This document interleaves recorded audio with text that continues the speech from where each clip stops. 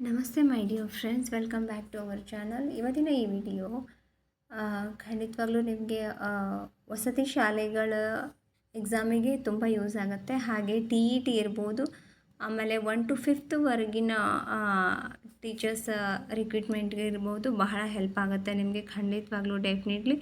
ಹಾಗೆ ಇದರಲ್ಲಿ 4th ಸ್ಟ್ಯಾಂಡರ್ಡಿಂದ up to 10th ವರೆಗೂ ಹಿಸ್ಟ್ರಿ, ಜೋಗ್ರಫಿ, ಜಿ ಕೆ ಮತ್ತು ಜನರಲ್ ಸೈನ್ಸ್ ಹಿಡ್ಕೊಂಡು ಪರಿಸರ ಅಧ್ಯಯನ ಹಿಡ್ಕೊಂಡು ಇಂಪಾರ್ಟೆಂಟ್ ನೋಟ್ಸ್ಗಳಿದೆ. ಓಕೆ, ವಿಡಿಯೋನ ಪರಿಪೂರ್ಣವಾಗಿ ನೋಡಿ, ಅಂದಾಗ ಮಾತ್ರ ನಿಮಗೆ ಅರ್ಥ ಆಗುತ್ತೆ. ಒಂದು ಇಂಪಾರ್ಟೆಂಟ್ ನೋಟ್ಸ್ ಮಿಸ್ ಆಗಲ್ಲ ಅಂತ ಹೇಳ್ತಾ, ನಮ್ಮ ಚಾನಲ್ನ ಮೊದಲನೇ ಬಾರಿಗೆ ಭೇಟಿ ಕೊಟ್ಟಿದ್ರೆ ಚಾನಲ್ನ ಸಬ್ಸ್ಕ್ರೈಬ್ ಮಾಡ್ಕೊಳ್ಳಿ. ಆಲನ್ನು ನೋಟಿಫಿಕೇಷನ್ ಸೆಲೆಕ್ಟ್ ಮಾಡಿಕೊಂಡ್ರೆ ಪ್ರತಿದಿನ ನಾವು ಅಪ್ಲೋಡ್ ಮಾಡೋ ಎಲ್ಲ ವಿಡಿಯೋ ನಿಮಗೆ ಬಂದು ತಲುಪುತ್ತೆ. ಒಂದು ಮಿಸ್ ಆಗಲ್ಲ ಇಂಪಾರ್ಟೆಂಟ್ ನೋಟ್ಸ್ ಅಂತ ಹೇಳ್ತಾ, okay let's begin.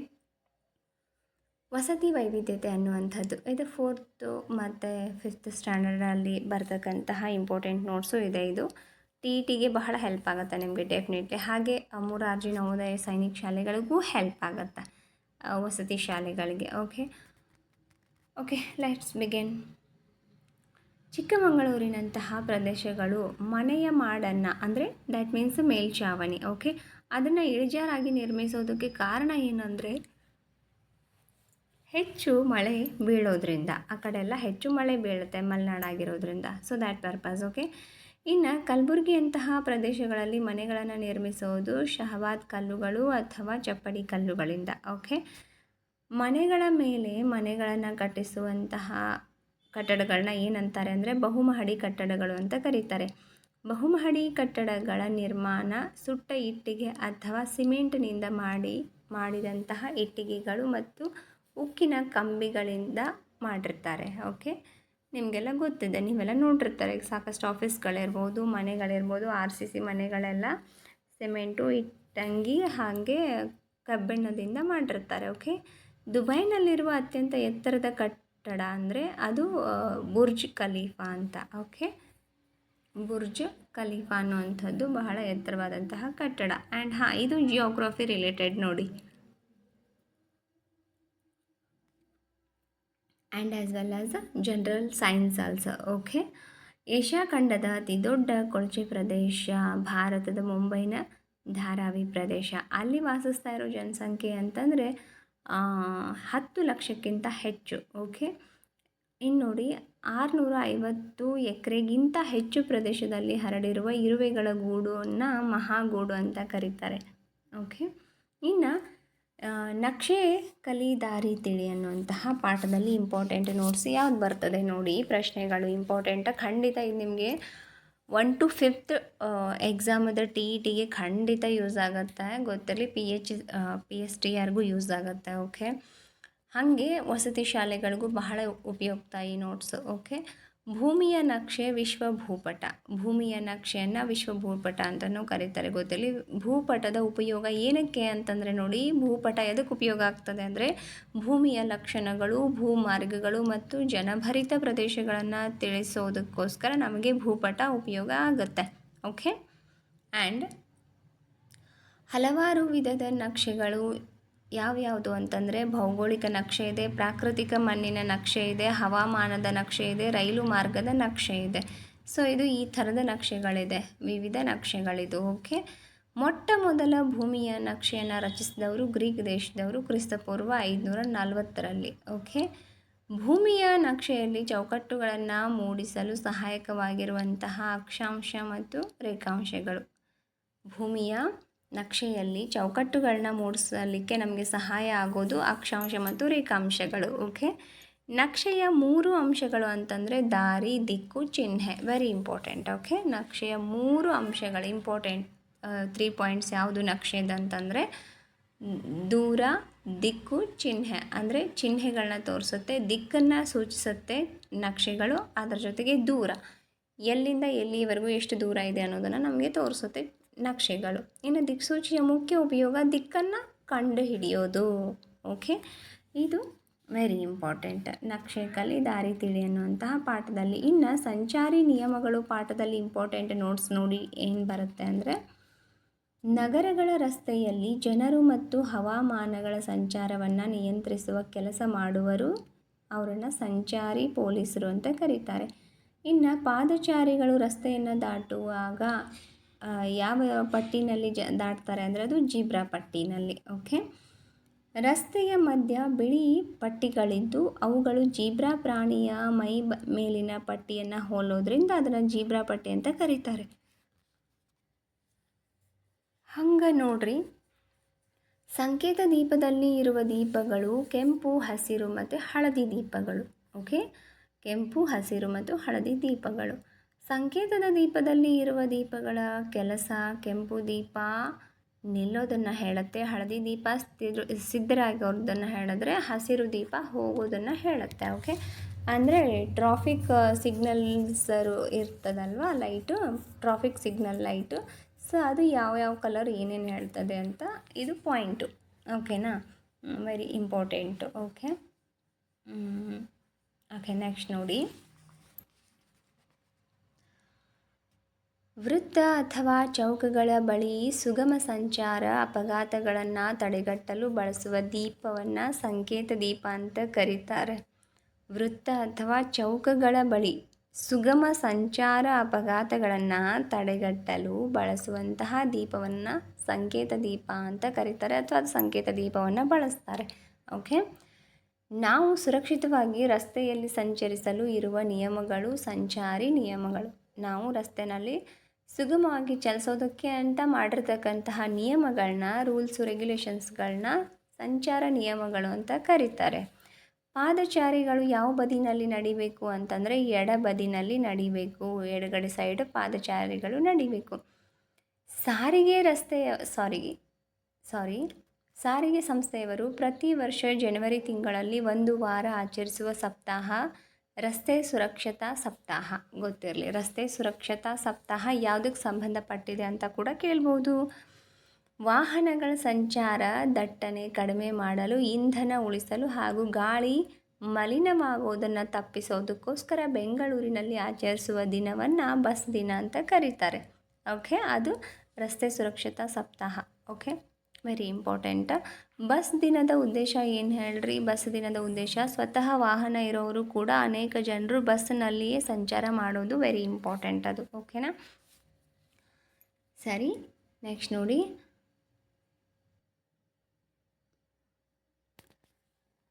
Okay, next ನೋಡಿ, ಸಾರಿಗೆ ಮತ್ತು ಸಂಪರ್ಕ. ಓಕೆ, ಸಾರಿಗೆ ಮತ್ತು ಸಂಪರ್ಕ ಪಾಠದಲ್ಲಿ ಇಂಪಾರ್ಟೆಂಟ್ ನೋಟ್ಸು ಟಿಗೆ ಯಾವ್ದು ನೋಡಿ. ಓಕೆ, ಬರವಣಿಗೆಯ ಮೂಲಕ ಅಂಚೆ ಕಚೇರಿಯ ಸಹಾಯದಿಂದ ಕಳುಹಿಸುವ ಸಂಪರ್ಕ ಸಾಧನವನ್ನು ಪತ್ರ. ಸಂಪರ್ಕ ಸಾಧನ ನೋಡಿ, ಅದು ಸಾಧನ ಪತ್ರ. ಓಕೆ, ಅದು ಪತ್ರದ ಮೂಲಕ ನಾವು ಅತಿ ದೂರದಲ್ಲಿರುವವರೊಂದಿಗೆ ನೇರವಾಗಿ ಮಾತನಾಡಿ ಸಂಪರ್ಕಿಸಬಹುದಾದ ಸಾಧನವನ್ನು ದೂರವಾಣಿ ಅಂತ ಕರೀತಾರೆ. ಅತಿ ದೂರದಲ್ಲಿ ಇರತಕ್ಕಂಥವ್ರ ಜೊತೆ ನೇರವಾಗಿ ಮಾತಾಡೋದಕ್ಕೆ ಯಾವ ಸಂಪರ್ಕ ನಾವು ಉಪಯೋಗಿಸ್ತೀವಿ ಅಂದರೆ ಅದು ದೂರವಾಣಿ, ಟೆಲಿಫೋನ್ ಅಂತ ಹೇಳ್ತೇವೆ ಇಂಗ್ಲೀಷ್ನಲ್ಲಿ. ಓಕೆ, ಪ್ಯೂರ್ ಕನ್ನಡದಲ್ಲಿ ಒತ್ತುಗುಂಡಿ ಅಂತಾರೆ, ನಿಮಗೆ ಗೊತ್ತಿರಲಿ. ಓಕೆ, ಟೆಲಿಫೋನಿಗೆ ಪ್ಯೂರ್ ಕನ್ನಡದಲ್ಲಿ ಒತ್ತುಗುಂಡಿ ಅಂತ ಕರೀತಾರೆ. ಹಾಗಂದ್ರೆ ಮೊಬೈಲಿಗೆ ಏನಂತ ಕರೀತಾರೆ ಅಂತ ಕಮೆಂಟ್ ಮಾಡಿ. ಓಕೆ, ನಾನು ಹೇಳ್ತೇನೆ, ನಿಮಗೆ ಗೊತ್ತಲ್ಲ ಅಂದರೆ. ಓಕೆ, ನೆಕ್ಸ್ಟ್ ನೋಡಿ, ದೇಶ ವಿದೇಶಗಳ ಪ್ರತಿದಿನದ ಸುದ್ದಿ ಸಮಾಚಾರ ತಿಳಿಸಿಕೊಡುವಂತಹ ಸಂಪರ್ಕ ಸಾಧನ ಯಾವುದು ಅಂತಂದರೆ ಅದು ದಿನಪತ್ರಿಕೆ.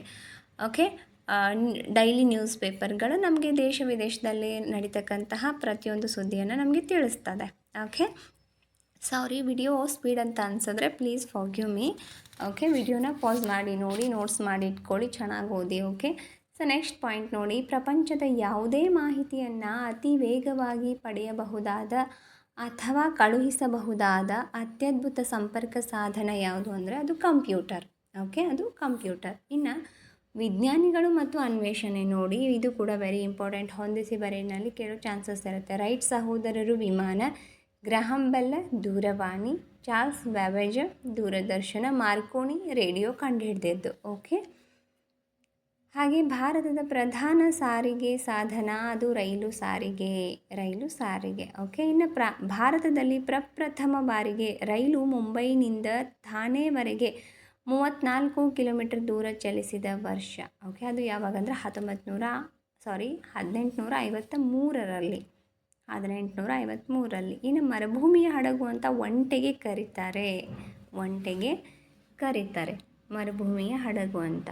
ಓಕೆ, ವೆರಿ ಇಂಪಾರ್ಟೆಂಟ್ ನೋಟ್ಸ್ ಇದೆಲ್ಲ. ಖಂಡಿತ ನಿಮಗೆ TETಗೆ ಮತ್ತು ವಸತಿ ಶಾಲೆ ರಿಲೇಟೆಡ್ ಎಕ್ಸಾಮ್ಸ್ಗೆ ಖಂಡಿತ ಹೆಲ್ಪ್ ಆಗುತ್ತೆ. ಓಕೆ, TET PSTRಗೆ ಭಾಳ ಯೂಸ್ ಆಗ್ತದೆ. ಓಕೆ, ಬಟ್ ಮುಂದಿನ ನೋಟ್ಸ್ಗಳು ನಿಮಗೆ HSTR GPTಗೂ ಖಂಡಿತ ಯೂಸ್ ಆಗುತ್ತೆ. Yes, definitely. ಹಾಗೆ SDA FDAಗೂ ಕೂಡ. ಸಮುದ್ರದ ಆಳದಲ್ಲಿ ಸಂಚರಿಸುವ ನೌಕೆ ಸಬ್ಮರೀನ್, ಜಲಾಂತರ್ಗಾಮಿ ನೌಕೆ ಅಂತ ಕರೀತಾರೆ. ಭೂಮಿಯಿಂದ ಹೊರಗಡೆ ಹೋಗಿ ಅಧ್ಯಯನ ನಡೆಸುವ ನೌಕೆ ಆಕಾಶ ನೌಕೆ. ಪತ್ರಿಕೆಯ ವಿಧಗಳು ನೋಡಿ, ದೈನಿಕ ಅಂತಂದರೆ ಪ್ರತಿದಿನದ ಪತ್ರಿಕೆಗೆ ದೈನಿಕ ಪತ್ರಿಕೆ ಅಂತಾರೆ. ಹಾಗೆ 7 ತಿಂಗಳಿಗೊಮ್ಮೆ ಬರುವಂತಹ ಪತ್ರಿಕೆಯನ್ನು 7 ತಿಂಗಳಲ್ಲ, ಅದು 7 ದಿನ, 7 ದಿನಗಳಿಗೊಮ್ಮೆ ಬರುವಂತಹ ಪತ್ರಿಕೆ ವಾರಪತ್ರಿಕೆ ಅಂತ ಕರೀತಾರೆ. 15 ದಿನಕ್ಕೊಮ್ಮೆ ಬರುವಂತಹ ಪತ್ರಿಕೆಯನ್ನು ಪಾಕ್ಷಿಕ ಪತ್ರಿಕೆ ಅಂತ ಕರೀತಾರೆ. ಹಾಗೆ ತಿಂಗಳಿಗೊಮ್ಮೆ ಬರುವಂತಹ ಪತ್ರಿಕೆಯನ್ನು ಮಾಸಿಕ ಪತ್ರಿಕೆ ಅಂತ ಕರೀತಾರೆ. ಓಕೆ, ಇನ್ನು ಸಾಗಾಣಿಕೆಗಾಗಿ ಹಿಂದಿನ ಕಾಲದಲ್ಲಿ ಬಳಸ್ತಾ ಇದ್ದಂತಹ ಪ್ರಾಣಿಗಳು ಅಂತಂದರೆ ಎತ್ತು, ಕತ್ತೆ, ಕುದುರೆ, ಆನೆ ಮತ್ತು ಒಂಟೆ. ಓಕೆ, ಸೊ ಈಗಲೂ ಕೂಡ ಒಂದು ಕಡೆಯಿಂದ ಒಂದು ಕಡೆ ಮತ್ತೊಂದು ಸ್ಥಳಕ್ಕೆ ಹೋಗಲಿಕ್ಕೆ ಅಥವಾ ವಸ್ತುಗಳನ್ನ ಸಾಗಿಸ್ಲಿಕ್ಕೆ ಈ ಪ್ರಾಣಿಗಳನ್ನ ಮನುಷ್ಯ ಬಳಸ್ತಾನೆ. ಬಟ್ ಈಗ ಹೆಚ್ಚಾಗಿ ಬಳಸುವಂಥದ್ದು ಎತ್ತು, ಕುದುರೆ ಮತ್ತು ಕತ್ತೆಗಳನ್ನ ಬಳಸ್ತಾರೆ. ಈಗ ಅದಕ್ಕಿಂತ ಅಂದರೆ ವಾಹನಗಳನ್ನ ಜಾಸ್ತಿ ಯೂಸ್ ಮಾಡ್ತಾರೆ. ಪ್ರಾಣಿಗಳನ್ನ ಯೂಸ್ ಮಾಡೋದು ಕಡಿಮೆ, ಜಾಸ್ತಿ ಈಗ ವೆಹಿಕಲ್ಸ್ಗಳಲ್ಲೇ ಸಾಗಾಣಿಕೆಯನ್ನು ಮಾಡ್ತಾರೆ, ವಸ್ತುಗಳ ವಿನಿಮಯವನ್ನು ಮಾಡ್ತಾರೆ. ಓಕೆ, ಸೊ ನೆಕ್ಸ್ಟ್ ನೋಡಿ, ನಾವು ಪತ್ರ ಅಥವಾ ಪಾರ್ಸಲ್ ಕಳುಹಿಸುವಾಗ ಅಂಚೆ ಇಲಾಖೆಯವರು ನಿರ್ದಿಷ್ಟಪಡಿಸಿದ ಹಣವನ್ನು ನೀಡಿ ಪಡೆಯುವ ಚೀಟಿಯನ್ನು ಅಂಚೆ ಚೀಟಿ ಅಂತ ಕರೀತಾರೆ. ಓಕೆ, ನೆಕ್ಸ್ಟ್ ನೋಡಿ, ನಾವು ನಮ್ಮ ಪರಿಚಯಸ್ಥರಿಗೆ ಅಥವಾ ಸಂಬಂಧಿಕರಿಗೆ ಪತ್ರ ಬರೀಬೇಕಾದ್ರೆ ಅಂಚೆ ಇಲಾಖೆಯವರು ನಮಗೆ ನೀಡುವಂತಹ ಪತ್ರ ಯಾವುದು ಅಂದರೆ ಅದು ಅಂಚೆ ಪತ್ರ. ನೋಡಿ, ಅಂಚೆ ಚೀಟಿ, ಅಂಚೆ ಪತ್ರ, there is a small difference between both of two. Okay, don't have any confusion, sir. Read again and again and listen again and again. Definitely you will be perfect. Okay, take a next point. ನಾವು ಬರೆದ ಪತ್ರಗಳು ಅಥವಾ ಪಾರ್ಸಲ್ಗಳನ್ನು ಅತಿ ಶೀಘ್ರದಲ್ಲಿ ತಲುಪಿಸುವ ಸೇವೆ, ಅದನ್ನು speed post ಅಂತ ಕರೀತಾರೆ. ದ್ಯಾಟ್ ಮೀನ್ಸ್ ಬೇಗ ತಲುಪೋದಕ್ಕೆ. ಜಸ್ಟ್ ಪೋಸ್ಟ್ ಮಾಡಿದ್ರೆ ಅದು ಇಂತಿಷ್ಟು ದಿನಕ್ಕೆ ಅಂತ ಇರುತ್ತೆ. ಬಟ್ ನಮಗೆ ಸ್ವಲ್ಪ ಜಲ್ದಿ ಮುಟ್ಟಬೇಕು ಅಂದರೆ ಸ್ಪೀಡ್ ಪೋಸ್ಟ್ ಅಂದರೆ ಅದು ಬೇಗ ಹೋಗಿ ತಲುಪ್ತದೆ ಅಂತ ಅರ್ಥ. ಓಕೆ, ಇನ್ನು ನೆಕ್ಸ್ಟ್ ನೋಡಿ, ಹಿಂದಿನ ಕಾಲದಲ್ಲಿ ಬಳಸ್ತಿದ್ದಂತಹ ಸಂಪರ್ಕ ಸಾಧನಗಳು ಅಂತಂದರೆ ಅಂಚೆ ಪತ್ರ, ರೇಡಿಯೋ ಮತ್ತು ದಿನಪತ್ರಿಕೆ. ಈಗಿನ ಕಾಲದಲ್ಲಿ ಬಳಸ್ತಾ ಇದ್ದಂತಹ ಸಂಪರ್ಕ ಸಾಧನಗಳು ಅಂದರೆ ಟೆಲಿಫೋನ್ ಇದೆ, ಫ್ಯಾಕ್ಸ್ ಯಂತ್ರಗಳಿದೆ, ಹಾಗೆ ಕಂಪ್ಯೂಟರ್ಗಳಿದೆ, ದೂರದರ್ಶನ ಇದೆ, ಮೊಬೈಲ್ ಇದೆ, and as well as internet ಇದೆ. ಇದೆಲ್ಲದಕ್ಕೂ ಮುಖ್ಯವಾಗಿ ಇಂಟರ್ನೆಟ್ ಬೇಕು. Without internet we can't do any work still. Okay, ಈಗ ಹಾಗಿದೆ. ಓಕೆ, ಇಂಟರ್ನೆಟ್ ಇಲ್ಲದೆ ಯಾವ ಕೆಲಸಗಳು ನಡೆಯಲ್ಲ. Internet with computer both. Okay, both are.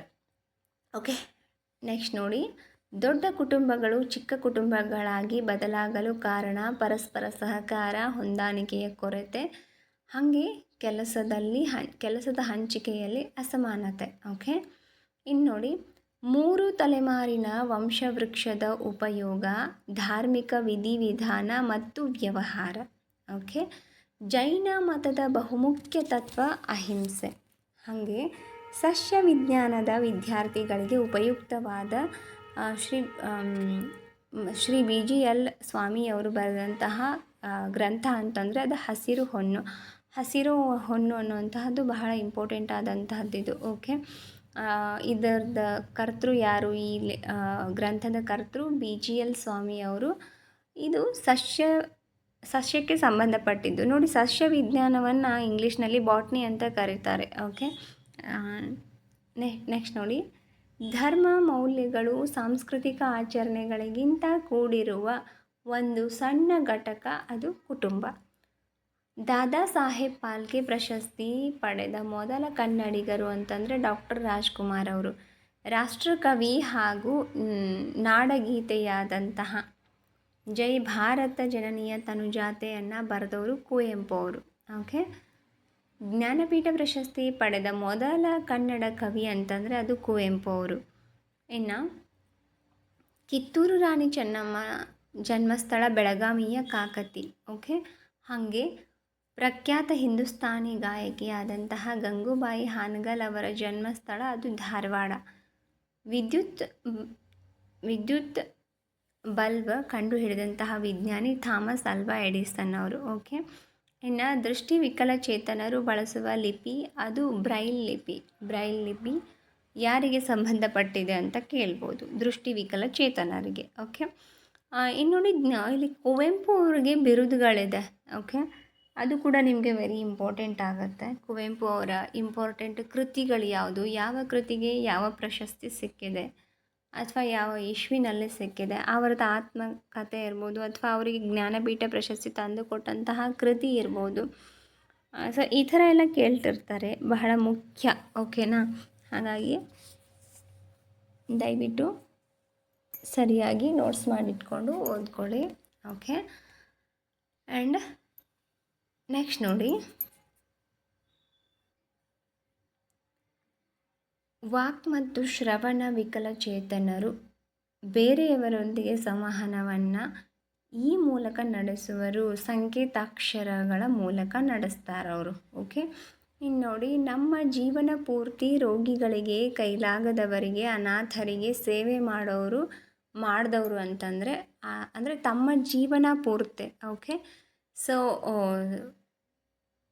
ವ್ಯಾಲೆಂಟಿಯರ್ ಆಗಿ ಬದುಕಿದಂಥವ್ರು ಅಂತಂದರೆ ಅದು ಮದರ್ ತೆರೇಸಾ ಅವರು. ಓಕೆ, ಇನ್ನು ನೆಕ್ಸ್ಟ್ ನೋಡಿ, ಕುವೆಂಪುರವರು ಮಕ್ಕಳಿಗಾಗಿ ಬರೆದ ಪುಸ್ತಕಗಳ ಕಿಂದರ ಜೋಗಿ, ನನ್ನ ಗೋಪಾಲ ಮತ್ತು ಅಮಲನ ಕಥೆಗಳು, ಇವು ಮಕ್ಕಳಿಗೋಸ್ಕರ ಬರೆದಿರ್ತಕ್ಕಂತಹ ಪುಸ್ತಕಗಳು. ಕಿಂದರ ಜೋಗಿ ಅನ್ನುವಂಥದ್ದು ಫಿಲ್ಮ್ ಆಗಿದೆ. ಓಕೆ, ನೆಕ್ಸ್ಟ್ ನೋಡಿ, ಕಿತ್ತೂರು ರಾಣಿ ಚೆನ್ನಮ್ಮನವರ ಆಸಕ್ತಿಕರ ಕ್ಷೇತ್ರಗಳು ಅಂತಂದರೆ ಕುದುರೆ ಸವಾರಿ, ಕತ್ತಿ ವರಸೆ ಮತ್ತು ಬಿಲ್ ವಿದ್ಯೆಯಲ್ಲಿ ಅವರಿಗೆ ವೆರಿ ಇಂಟ್ರೆಸ್ಟ್ ಇತ್ತು. ಓಕೆ, ಕಿತ್ತೂರು ರಾಣಿ ಚೆನ್ನಮ್ಮನವರ ಪತಿ ಕಿತ್ತೂರಿನ ದೇಸಾಯಿ ಮಲ್ಲಸರ್ಜ 1955ರಲ್ಲಿ ಭಾರತ ರತ್ನ ಪ್ರಶಸ್ತಿಯನ್ನು ಪಡೆದ ಭಾರತದ ಅತ್ಯುತ್ತಮ ತಂತ್ರಜ್ಞಾನಿ ಅಂತಂದರೆ ಸರ್ ಎಂ ವಿಶ್ವೇಶ್ವರಯ್ಯ ಅವರು. ಓಕೆ, ಸರ್ ಎಂ ವಿಶ್ವೇಶ್ವರಯ್ಯ ಅವರು. ಓಕೆ, ನೋಡಿ, ವಿಶ್ವೇಶ್ವರಯ್ಯ ಅವ್ರ ಬಗ್ಗೆ ಇರ್ಬೋದು ಅಥವಾ ಆವಾಗಿನ ಕಾಲದಲ್ಲಿ ಇರ್ತಕ್ಕಂತಹ ದಿವಾಣರು ಇರ್ಬೋದು, ಮೈಸೂರಿನ ದಿವಾಣರು ಬಹಳ ಇಂಪಾರ್ಟೆಂಟ. ಅವ್ರು ಮಾಡಿರ್ತಕ್ಕಂತಹ ಸಾಧನೆಗಳಿರ್ಬೋದು, ಅವ್ರ ಬಗ್ಗೆ ಸ್ವಲ್ಪ ನೋಡ್ಕೊಳ್ಳಿ, ವೆರಿ ಇಂಪಾರ್ಟೆಂಟ. ಅಂದರೆ ಇನ್ ಡೆಪ್ತ್ ಏನಕ್ಕೆ ಅಂತಂದರೆ TET ಅಥವಾ ಬೇರೆ ಯಾವುದೇ ಹೈ ಲೆವೆಲ್ ಕಾಂಪಿಟೇಟಿವ್ ಎಕ್ಸಾಮ್ಸಿಗೆ ನೀವು ಓದೋದಾದರೆ ಅಷ್ಟೇ. ಓಕೆನಾ, ನೀವು ಜಸ್ಟ್ ವಸತಿ ಶಾಲೆಗಳಿಗೆ ಸ್ಟಡಿ ಮಾಡೋ ಸ್ಟೂಡೆಂಟ್ಸ್ ಆಗಿದ್ದರೆ ಇದಿಷ್ಟು ನೋಟ್ಸ್ ಆದರೆ ಸಾಕಾಗ್ತದೆ. ಓಕೆ, ಆ್ಯಂಡ್ ನೆಕ್ಸ್ಟ್ ನೋಡಿ, ಇಂಪಾರ್ಟೆಂಟ್ ಪಾಯಿಂಟ್,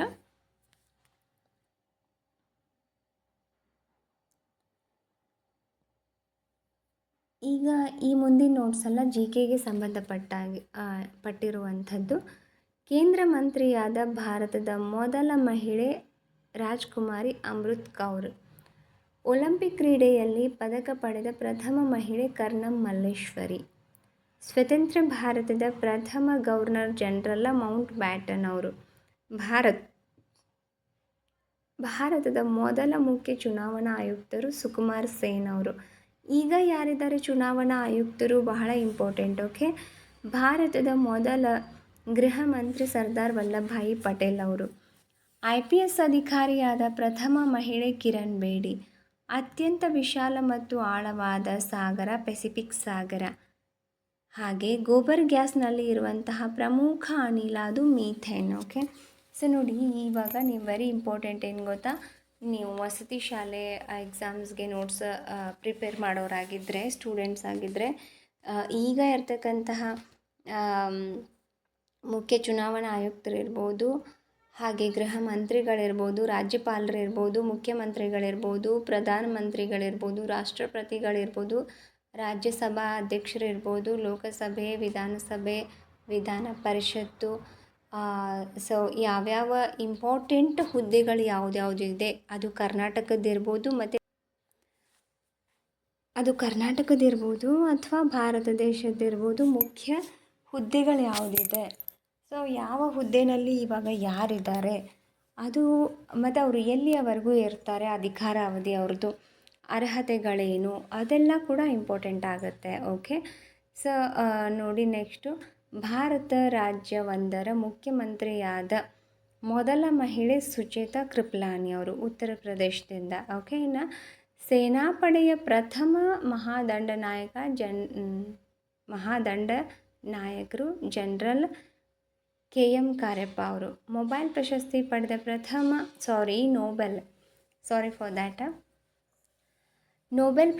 ಪಡೆದ ಪ್ರಥಮ ಮಹಿಳೆ ಮದರ್ ತೆರೆಸಾ ಅವರು. ಒಲಿಂಪಿಕ್ಸ್ ಚಿಹ್ನೆಯಾದಂತಹ 5 ಬಳೆಗಳಿರುವ ಬಣ್ಣಗಳು ಅಂತಂದರೆ ನೀಲಿ, ಹಳದಿ, ಕಪ್ಪು, ಕೆಂಪು ಮತ್ತು ಹಸಿರು. ಓಕೆ, ಇನ್ನು ಬೆಳಕು ಎಷ್ಟು ಬಣ್ಣಗಳಿಂದ ಕೂಡಿದೆ ಅಂತಂದರೆ ಅದು 7 ಕಲರ್ಸಿಂದ ಕೂಡಿದೆ, 7 ಬಣ್ಣಗಳಿಂದ ಕೂಡಿದೆ. ಜಗತ್ತಿನ ಅತ್ಯಂತ ಎತ್ತರದ ಏಕಶಿಲಾ ಮೂರ್ತಿ ಶ್ರವಣಬೆಳಗೊಳದ ಗೊಮ್ಮಟೇಶ್ವರ ವಿಗ್ರಹ. ಓಕೆ, ಇನ್ನು ನೆಕ್ಸ್ಟ್ ನೋಡಿ, ಕವನ ಸಂಕಲನವನ್ನು ಆಧರಿಸಿ ಭಾರತದಲ್ಲಿ ನಿರ್ಮಿಸಿದ ಕನ್ನಡದ ಏಕೈಕ ಚಲನಚಿತ್ರ ಅಂದರೆ ಅದು ಮೈಸೂರು ಮಲ್ಲಿಗೆ. ಓಕೆ, ಅತಿ ಹೆಚ್ಚು ಕಣ್ಣಿನ ಚಿಕಿತ್ಸೆ ಮಾಡಿ ಗಿನ್ನಿಸ್ ದಾಖಲೆ ಮಾಡಿದಂತಹ ಕನ್ನಡದ ಡಾಕ್ಟರ್ ಯಾರಂದರೆ CM ಮೋದಿ ಅವರು. ಡಾಕ್ಟರ್ MC ಮೋದಿ ಅವರು. ಡಾಕ್ಟರ್ MC ಮೋದಿ ಅವರು. Okay, so very important notes ಇದೆಲ್ಲ. ಓಕೆ, ಕರ್ನಾಟಕದಿಂದ ಭಾರತದ ಉಪ ರಾಷ್ಟ್ರಪತಿಯಾಗಿ ಆಯ್ಕೆಯಾದ ಮೊದಲಿಗರು BD ಜತ್ತಿ ಅವರು. ಪ್ರಥಮ ರಾಜ್ಯಪಾಲರಾದ ಕನ್ನಡಿಗರು B ರಾಜಯ್ಯ. ಕರ್ನಾಟಕದ ಪ್ರಥಮ ಮಹಿಳಾ ರಾಜ್ಯಪಾಲರು VS ರಮಾದೇವಿ ಅವರು. ಕರ್ನಾಟಕದ ಪ್ರಥಮ ಮುಖ್ಯಮಂತ್ರಿ KC ರೆಡ್ಡಿ ಅವರು. ಮೊದಲ ವಚನಕಾರ ದೇವರ ದಾಸಿಮಯ್ಯ. ಓಕೆ, ಕನ್ನಡದ ಕೆಲಸಕ್ಕೆ ಡಾಕ್ಟರೇಟ್ ಪದವಿ ಗಳಿಸಿದ ಮೊದಲಿಗರು ಅಂದರೆ ಅದು ಫರ್ಡಿನಾಂಡ್ ಕೀಟಲ್ ಅವರು. ಕರ್ನಾಟಕದ ಪ್ರಥಮ ರಾಜ್ಯಪಾಲರು ಜಯಚಾಮರಾಜೇಂದ್ರ ಒಡೆಯರು. ಕೇಂದ್ರ ಸಾಹಿತ್ಯ ಅಕಾಡೆಮಿ ಮತ್ತು ಜ್ಞಾನಪೀಠ ಪ್ರಶಸ್ತಿ ಪಡೆದಂತಹ ಕರ್ನಾಟಕದ ಪ್ರಥಮ ಸಾಹಿತಿ ಅಂತಂದರೆ ಅದು ಕುವೆಂಪುರವರು. ಕರ್ನಾಟಕ ರಾಜ್ಯದ ಪ್ರಥಮ ವಿಧಾನಸಭಾ ಅಧ್ಯಕ್ಷರು ವಿ ವೆಂಕಟಪ್ಪ ಅವರು. ಈಗ ಯಾರಿದ್ದಾರೆ ವಿಧಾನಸಭಾ ಅಧ್ಯಕ್ಷರು, ರಾಜ್ಯಸಭಾ ಅಧ್ಯಕ್ಷರು, ಕುಲಪತಿಗಳಿರ್ಬೋದು, ಸ್ಪೀಕರ್ ಇರ್ಬೋದು, ಇಂಪಾರ್ಟೆಂಟ್. ಓಕೆ, ಆ್ಯಂಡ್ ನೆಕ್ಸ್ಟ್ ನೋಡಿ,